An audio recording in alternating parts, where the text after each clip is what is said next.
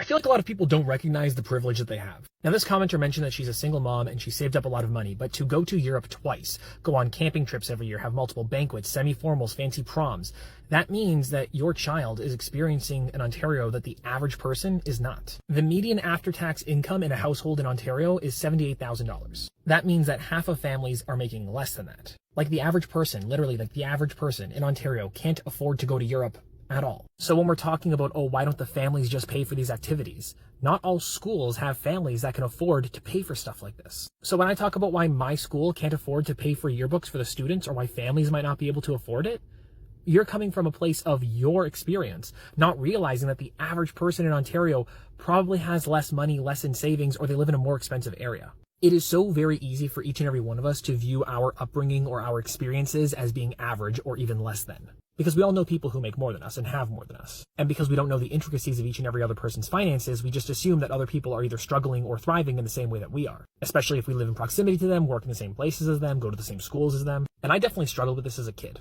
Because I grew up in a fairly nice area, but I knew that a lot of the friends that I had that went to elementary school, a lot of them didn't have a lot. But then I went to a high school in a different area, and a lot of people in my high school had a lot. And I was stuck between this dichotomy, seeing where I was in the middle, thinking, oh, I must be average because I know a lot of people with less and I know a lot of people with more. So obviously I am in the middle. Meanwhile, I still grew up definitely in the upper middle. But my experience led me to believe that I was average when I was not. So especially at a time when it's hard for a lot of people to put food on the table or pay for rent, these types of comments are pretty offensive. And once again, I appreciate that you are a single mother who saved up money so your daughter could go on these experiences. That is awesome. And you are a great mom for doing that for your child. But to then look down on other students at other schools and to wonder, why can't you do the same? That's just unfair.